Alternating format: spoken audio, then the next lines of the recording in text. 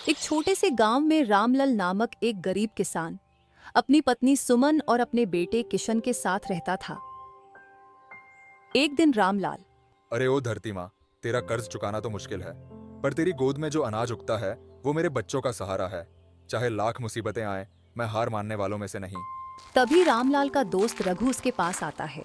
रामलाल भैया, ये कर्ज का बोझ कैसे झेल रहे हो? जमींदार तो पीछे पड़ा है। सुन रहा हूँ इस बार वो सूद में भी बढ़ोतरी करेगा। रघु, मैं किसान हूँ। कर्ज का बोझ नया नहीं है, पर हिम्मत हारने से फसल नहीं उगेगी। तू चिंता मत कर, मेहनत का फल जरूर मिलेगा। दोनों दोस्तों की बात चल ही रही थी कि रामलाल का बेटा किशन दौड़ता हुआ आता है। बाबा बाबा, जमींदार आया है। वो घर के बाहर खड़ा है, गुस्से में लग रहा है। चल बेटा, देखते हैं, डरने की बात नहीं। रामलाल और रघु घर की ओर चल पड़ते हैं। घर के बाहर जमींदार गोपाल सिंह अपनी बड़ी मूंछों और कड़क आवाज में खड़ा है। रामलाल, सुनता क्यों नहीं? तेरा कर्ज 3 महीने से बाकी है। अगर इस बार फसल नहीं बिकी तो तेरा खेत नीलाम कर दूंगा। मालिक, फसल तैयार है। कुछ ही दिनों में बाजार ले जाऊंगा, फिर आपका सारा कर्ज चुका दूंगा। बस थोड़ा वक्त और दे दीजिए। वक्त? तेरे जैसे गरीबों को वक्त और कर्ज दोनों भारी पड़ते हैं। 1 हफ्ता दे रहा हूँ, नहीं तो अपना खेत बचाने का सपना छोड़ देना। जमींदार अपनी गाड़ी में बैठकर चला जाता है। रामलाल की पत्नी सुमन भीतर से यह सब सुन रही थी। वह बाहर आती है। हर बार तुम जमींदार से बात संभाल लेते हो, लेकिन इस बार वो मानने वाला नहीं।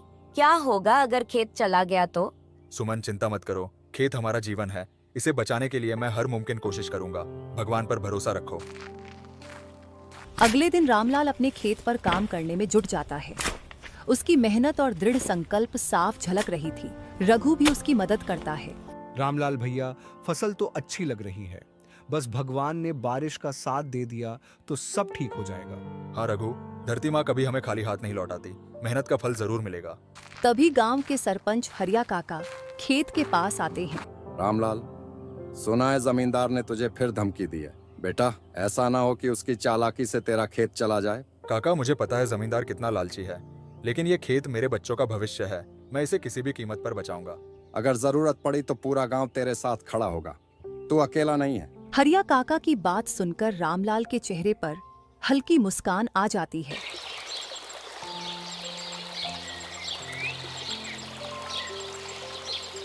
अगले दिन रामलाल अपनी फसल लेकर बाजार जाता है। बाजार में भारी भीड़ है, लेकिन रामलाल की चिंता कम होने का नाम नहीं ले रही। हे भगवान, मेरी मेहनत बेकार मत जाने देना। इस फसल से ही मेरे खेत और परिवार की खुशियां जुड़ी है। तभी एक व्यापारी रामलाल की फसल देखने आता है। ओ किसान, ये अनाज तो बढ़िया लग रहा है, लेकिन इस बार भाव गिर गए हैं। तेरी फसल के लिए ज्यादा दाम नहीं मिलेंगे। साहब, ये मेरी मेहनत का नतीजा है। भाव गिरने से मेरा क्या होगा? घर में बच्चे भूखे हैं और जमींदार का कर्ज भी चुकाना है। थोड़ा दाम बढ़ा दीजिए। तू किसान लोग सिर्फ रोते रहते हो। ले, मैं थोड़ा बढ़ा देता हूँ, लेकिन ये आखिरी भाव है। रामलाल मजबूरी में अपनी फसल बेच देता है। पैसे लेकर वह भारी मन से घर लौटता है। जी, आपको पैसे मिल गए? कर्ज चुकाने लायक हुए या नहीं? थोड़े कम है सुमन, लेकिन मैं जमींदार से बात करूंगा। शायद थोड़ा और वक्त दे दे। अगले दिन रामलाल जमींदार के घर जाता है। हाँ क्या गरीब किसान, बोल, पैसे लाया है या खेत छोड़ने आया है? मालिक, पैसे तो लाया हूँ, लेकिन पूरे नहीं है। थोड़ा वक्त और दे दीजिए। अगली फसल तक सब चुका दूंगा। तुझे वक्त चाहिए, मुझे मेरा पैसा। देख, अगर 1 हफ्ते में पूरा कर्ज नहीं चुकाया तो ये खेत मेरा होगा, समझा? रामलाल के लिए समय कम और संघर्ष बड़ा हो गया है। वह निराश होकर लौटता है। रामलाल अपने घर के बाहर बैठे हुए आसमान की तरफ देख रहा है। वह गहरे विचारों में डूबा था। सुमन पास आकर उसके बगल में बैठती है। तुम ऐसे परेशान रहोगे तो कुछ हल नहीं निकलेगा। तुम्हारी मेहनत पर मुझे पूरा भरोसा है। कोई ना कोई रास्ता जरूर निकलेगा। सुमन, मेहनत करने से डरता नहीं, लेकिन वक्त बहुत कम है और जमींदार के इरादे मुझे डराते हैं। क्या पता वो पहले से ही मेरा खेत हड़पने की साजिश रच रहा हो। तभी किशन दौड़ता हुआ आता है। उसके हाथ में कुछ कागज हैं। बाबा, देखो ये क्या मिला। स्कूल में मास्टर जी ने बताया कि सरकार ने किसानों के लिए एक योजना चलाई है। इससे मदद मिल सकती है। रामलाल उत्सुकता से कागज देखता है। क्या योजना है ये? इसमें लिखा है कि किसानों को उनकी फसल का सही दाम मिलेगा और कर्ज माफ करने की भी बात है। ये तो अच्छी खबर है। अब तुम्हें बस सरपंच काका से जाकर बात करनी होगी। वो मदद जरूर करेंगे। रामलाल अगले ही दिन सरपंच हरिया काका के पास जाता है। रामलाल, ये योजना सच में तेरे जैसे किसानों के लिए है, लेकिन इसके लिए तुझे तहसील जाकर आवेदन करना होगा। मैं तेरे साथ चलूंगा। रामलाल और हरिया काका तहसील पहुंचते हैं। सरकारी दफ्तर में लंबी लाइन है। देख रामलाल, सरकारी काम में थोड़ा सब्र रखना पड़ता है। तू बस अपनी बात साफ साफ कह देना। रामलाल अधिकारियों से मिलता है और अपनी समस्या बताता है। अधिकारी उसकी बात ध्यान से सुनते हैं। तुम्हारी फसल के कागज और जमींदार का कर्ज दिखाओ। अगर सब सही हुआ तो योजना के तहत तुम्हें मदद मिलेगी। रामलाल कागज जमा करता है और उम्मीद के साथ लौटता है। रास्ते में हरिया काका उसे दिलासा देते हैं। रामलाल, भगवान ने चाहा तो तेरी मुश्किलें खत्म हो जाएंगी। तूने सही कदम उठाया है। अब देखना, मेहनत का फल जरूर मिलेगा। घर लौटने पर किशन रामलाल से कहता है, बाबा, सब ठीक हो जाएगा, है ना? हाँ बेटा, जब तक हम हार नहीं मानेंगे सब ठीक होगा। सरपंच हरिया काका की मदद से रामलाल ने आवेदन तो कर दिया, लेकिन जमींदार गोपाल सिंह को इसकी भनक लग गई। गोपाल सिंह यह बर्दाश्त नहीं कर सकता कि कोई गरीब किसान सरकारी योजना से उसका कर्ज चुका दे। वह अपने गुर्गे श्यामू को बुलाता है। श्यामू, सुना है रामलाल ने सरकारी मदद के लिए आवेदन किया है। मुझे नहीं चाहिए कि वो किसी भी हालत में पैसे जुटा सके। कुछ ऐसा कर जिससे उसका काम रुक जाए, समझा? मालिक, आप चिंता मत करो। वो किसान कितना भी कोशिश कर ले, कर्ज तो चुकाना पड़ेगा। मैं कुछ ऐसा करूंगा कि उसका खेत और पैसा दोनों आपके हाथ में आ जाएं।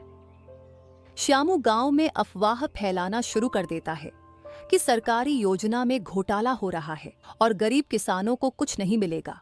रामलाल के कानों तक भी यह बात पहुंचती है। रामलाल भैया, सुना है कि सरकारी योजना में सिर्फ बड़े किसानों को फायदा मिलता है। कहीं तुम्हारी मेहनत बेकार तो नहीं जाएगी? रघु, ये अफवाहें फैलाने वाले लोग हैं। सरपंच काका ने कहा है कि यह योजना हमारे लिए ही है। मुझे भरोसा है। इसी बीच सरकारी दफ्तर से एक चिट्ठी आती है। रामलाल घबराते हुए चिट्ठी खोलता है। क्या लिखा है इसमें? हमें अपने आवेदन की पुष्टि के लिए एक बार फिर तहसील जाना होगा। सब कागजात लेकर जाना है। तो जल्दी जाओ रामलाल, देर मत करो। रामलाल हरिया काका के साथ फिर तहसील जाता है। इस बार दफ्तर में एक नया अधिकारी बैठा है जो श्यामू का साथी है। तुम्हारे कागजों में कुछ गड़बड़ी है, तुम्हारा आवेदन खारिज हो सकता है। लेकिन साहब, मैंने सब सही सही दिया था। ये गड़बड़ी कैसे हो सकती है? अगर गड़बड़ी ठीक करनी है तो थोड़ा खर्चा करना पड़ेगा, समझे? रामलाल यह सुनकर हैरान रह जाता है। साहब, मैं गरीब किसान हूँ। मेहनत की कमाई से अपना खेत बचाना चाहता हूँ। रिश्वत नहीं दूंगा। रामलाल वहाँ से निराश होकर लौटता है, लेकिन हरिया काका उसे हिम्मत देते हैं। रामलाल, यह लड़ाई आसान नहीं है, पर सच के रास्ते पर चलने वाले को जीत जरूर मिलती है। मैं गांव वालों को इकट्ठा करूंगा। अब जमींदार और उसके साथियों की चालों का जवाब पूरा गांव देगा। गांव में हरिया काका, रघु और अन्य किसान मिलकर रामलाल का साथ देने का फैसला करते हैं। सभी तहसील जाकर अधिकारी के खिलाफ शिकायत करने की योजना बनाते हैं। गांव के चबूतरे पर हरिया काका ने एक बैठक बुलाई है। सभी किसान और गांव वाले इकट्ठा हुए हैं। रामलाल बीच में बैठा है। उसका चेहरा गंभीर है। भाइयों, जमींदार और उसके आदमी हमारे रामलाल को परेशान कर रहे हैं। ये सिर्फ उसकी नहीं, पूरे गांव की लड़ाई है। अगर आज हम चुप रहे तो कल हमारी बारी आएगी। क्या तुम सब रामलाल का साथ दोगे? हाँ काका, हम सब रामलाल के साथ हैं। लेकिन काका, जमींदार के आदमी ताकतवर हैं। वो हमें डराने की कोशिश करेंगे। डरने का वक्त अब खत्म हो गया है। अगर हम सब साथ रहेंगे तो कोई हमें हरा नहीं सकता। कल सुबह हम तहसील जाएंगे और अपने अधिकारों की आवाज उठाएंगे। अगले दिन पूरा गांव तहसील पहुंचता है। अधिकारी रामलाल और गांव वालों की भीड़ देखकर हैरान रह जाता है। अरे ये क्या तमाशा है? इतने लोग क्यों आए हैं? तमाशा आपने किया है। आपने रामलाल के कागज खारिज करने की धमकी दी थी। ये रिश्वतखोरी हम नहीं सहेंगे। आज सबकी बात सुनी जाएगी। गांव वाले समर्थन में आवाज उठाते हैं। अधिकारी दबाव महसूस करता है। साहब, मैंने जो भी कागज जमा किए थे वो पूरे हैं। अगर आप सही से जांच करें तो सच सामने आ जाएगा। ठीक है, मैं कागज दोबारा देखूंगा। अगर सब सही है तो आवेदन मंजूर कर लिया जाएगा। इसी बीच जमींदार गोपाल सिंह को यह खबर मिलती है। वह गुस्से में फुफकारते हुए तहसील पहुंचता है। क्या हो रहा है यहाँ? ये गरीब किसान तुम्हें धमका रहे हैं क्या? गोपाल सिंह, आज गरीब किसान नहीं, पूरा गांव खड़ा है। तेरी चालबाजियां अब नहीं चलेंगी। ये खेत मेरा है। रामलाल चाहे जितनी कोशिश कर ले, कर्ज चुका नहीं पाएगा। अधिकारी इसे नकार दो। अधिकारी अब गांव वालों के समर्थन और गोपाल सिंह के दबाव के बीच फंस चुका है। वह अपने वरिष्ठ अधिकारी से मदद की गुहार लगाता है। सभी कागजों की जांच होगी। अगर रामलाल का दावा सही निकला तो उसकी मदद की जाएगी। जो भी गड़बड़ करेगा उसे सजा मिलेगी। गांव वालों के चेहरे पर मुस्कान आ जाती है। गोपाल सिंह की चाल फिलहाल विफल हो जाती है। रामलाल, देख, सब ठीक हो रहा है। मेहनत और सच्चाई का साथ देने वाले कभी हारते नहीं। रामलाल उम्मीद के साथ अपने गांव लौटता है। रामलाल और गांव वाले अब थोड़ी राहत महसूस कर रहे थे, लेकिन जमींदार गोपाल सिंह ने हार मानने वालों में से नहीं था। वह एक नई चाल चलने की योजना बनाता है। रात के अंधेरे में वह श्यामू को बुलाता है। श्यामू, अब मुझे कोई और रास्ता निकालना होगा।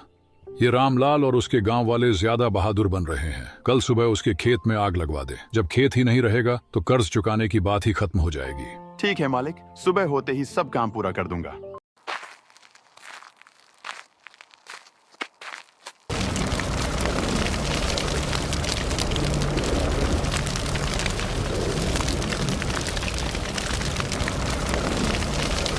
अगली सुबह रामलाल अपने खेत पर पहुंचता है और देखता है कि वहां धुआं उठ रहा है। उसका दिल दहल जाता है। हे भगवान, ये क्या हो गया? मेरी मेहनत बर्बाद हो गई। कौन कर सकता है ऐसा? गांव वाले भी खेत की ओर दौड़ते हैं। हर कोई परेशान था। रामलाल भैया, ये जमींदार की ही साजिश होगी। उसे मालूम था कि अगर फसल बच गई तो उसका कर्ज चुका देगा। अब पानी सिर से ऊपर जा चुका है। हमें सीधे कलेक्टर के पास जाना होगा। ये जमींदार अपनी हरकतों से बाज नहीं आएगा। रामलाल और गांव वाले कलेक्टर ऑफिस जाते हैं। कलेक्टर उनकी बातें ध्यान से सुनता है। अगर यह सच है कि जमींदार ने तुम्हारे खेत में आग लगवाई है तो उसके खिलाफ सख्त कार्रवाई होगी। मैं तुरंत जांच के आदेश देता हूँ। कलेक्टर पुलिस को बुलाता है। पुलिस जमींदार के आदमी श्यामू को पकड़ लेती है। श्यामू, सच सच बता, ये आग कैसे लगी? साहब, मैंने ही आग लगाई थी, लेकिन मैंने ये जमींदार गोपाल सिंह के कहने पर किया। पुलिस श्यामू को गिरफ्तार करती है और जमींदार गोपाल सिंह को तहसील बुलाया जाता है। ये सब झूठ है, मैंने कुछ नहीं किया। तुम्हारी चालें अब नहीं चलेंगी। श्यामू ने सब कुछ कबूल कर लिया है। तुम्हारे खिलाफ मुकदमा दर्ज होगा। गांव वाले खुशी से झूम उठते हैं। रामलाल की आंखों में आंसू हैं, लेकिन यह आंसू राहत के हैं। साहब, आपने हमें न्याय दिलाया। हम आपके बहुत आभारी हैं। रामलाल, ये तुम्हारी सच्चाई और गांव वालों के समर्थन का नतीजा है। अब तुम्हारे खेत को सरकारी योजना के तहत मदद मिलेगी। मेहनत करो, सब ठीक होगा। गांव लौटते समय हरिया काका रामलाल से कहते हैं, देखा रामलाल, जब पूरा गांव एकजुट हो जाए तो सबसे बड़ा जमींदार भी हार जाता है। अब चिंता छोड़ और अपनी फसल को फिर से संवारने की सोच। जमींदार गोपाल सिंह और श्यामू के जेल जाने के बाद गांव में शांति का माहौल है। रामलाल के चेहरे पर एक नई उम्मीद की झलक है। वह अपने जले हुए खेत को देखकर सोच में पड़ जाता है। जो हुआ सो हुआ। अब हमें नए सिरे से शुरुआत करनी होगी। कलेक्टर साहब ने मदद का भरोसा दिया है। हमें जल्दी से खेत को ठीक करना होगा। तुम सही कह रही हो सुमन। खेत फिर से हरा भरा होगा। मेहनत का दूसरा नाम ही जिंदगी है। अगले दिन हरिया काका और गांव वाले रामलाल के खेत पर इकट्ठा होते हैं। सभी उसकी मदद करने के लिए तैयार हैं। रामलाल भैया, हम सब तुम्हारे साथ हैं। तुम्हारा खेत सिर्फ तुम्हारा नहीं, पूरे गांव की मेहनत का नतीजा होगा। सुन लो सब, रामलाल अकेला काम नहीं करेगा। जब तक उसका खेत दोबारा तैयार नहीं हो जाता, हर कोई अपनी शक्ति से मदद करेगा। यही गांव की परंपरा है। गांव वाले मिलकर खेत को साफ करने लगते हैं। मिट्टी तैयार की जाती है और नई फसल के बीज बोए जाते हैं। बच्चों से लेकर बुजुर्ग तक सब उत्साह से काम करते हैं। बाबा देखो, मैंने सबसे पहले बीज बो दिया। तू तो मेरा सबसे बड़ा सहायक बन गया है बेटा। कुछ दिनों बाद सरकारी योजना के तहत रामलाल को बीज, खाद और आर्थिक मदद मिलती है। वह पूरे जोश के साथ काम में जुट जाता है। इस बार फसल इतनी अच्छी होगी कि सब देखते रह जाएंगे। भगवान ने हमें दूसरा मौका दिया है। हाँ सुमन, मेहनत और सच्चाई का फल कभी व्यर्थ नहीं जाता।